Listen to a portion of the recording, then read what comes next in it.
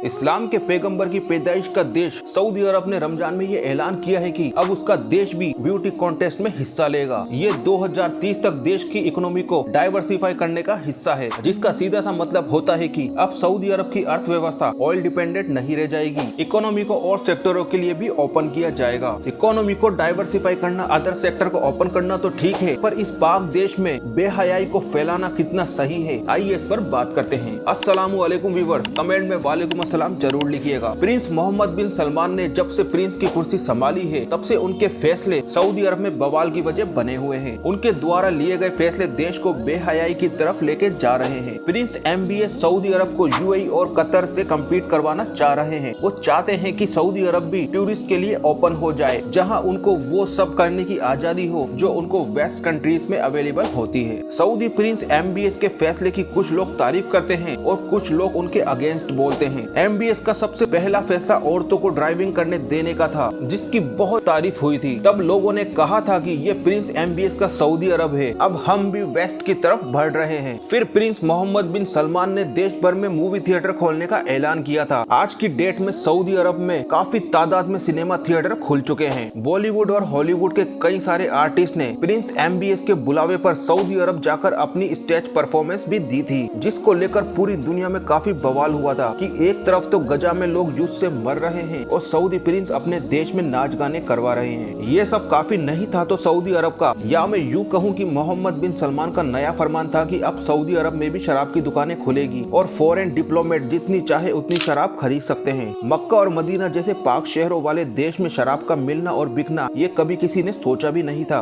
दोस्तों, इसके बारे में कंप्लीट वीडियो मेरे चैनल पर है, आप चाहे तो वो वीडियो भी देख सकते हैं। पर अब जो सऊदी प्रिंस ने रमजान के पाक महीने में ऐलान किया है, वो तो सीधा सीधा बेहयाई फैलाने वाला ऐलान है। अब से सऊदी अरब मिस यूनिवर्स नामक ब्यूटी कॉन्टेस्ट में हिस्सा लेगा। इसका ऐलान खुद सऊदी मॉडल रूमी अल कतानी ने अपने सोशल मीडिया प्लेटफॉर्म पर किया है। अब बात करते हैं कौन है ये रूमी अल कतानी और क्या होता है ये मिस यूनिवर्स कॉन्टेस्ट। सबसे पहले बात करते हैं मॉडल रूमी अल कतानी की। रूमी अल कतानी सऊदी अरब की नामचीन मॉडल है। वो रेड क्रॉस की ब्रांड एम्बेसडर भी है और सोशल एक्टिविटी में भी पार्ट लेती है। अगर बात की जाए उनकी डिग्री की तो वो एक प्रोफेशनल डेंटिस्ट भी है और अपने सोशल मीडिया प्लेटफॉर्म पर काफी एक्टिव रहती है। तो दोस्तों, अब बात करते हैं मिस यूनिवर्स कॉन्टेस्ट की। मिस यूनिवर्स कॉन्टेस्ट एक इंटरनेशनल ब्यूटी पेजेंट है, जिसका दुनिया भर से सुंदर और टैलेंटेड यंग वुमेन पार्टिसिपेट करती हैं। यह कंपटीशन पहली बार साल 1952 में लॉस एंजलिस अमेरिका से शुरू हुआ था। इस कॉन्टेस्ट के ऑर्गेनाइजेशन कुछ प्राइवेट इन्वेस्टर और स्टेक होल्डर होते हैं। इस कॉन्टेस्ट को जीतने के लिए लड़कियों का अच्छा दिखना होता है और जो इस कॉन्टेस्ट के जज होते हैं वो इस बात पर स्कोर करते हैं कि उन लड़कियों की चाल कितनी अच्छी है या उनकी बॉडी या यूं कह ले कि उनका फिगर कितना अट्रैक्टिव है। ये सब कॉन्टेस्ट में लड़कियां उन जजेस को खुश करने के लिए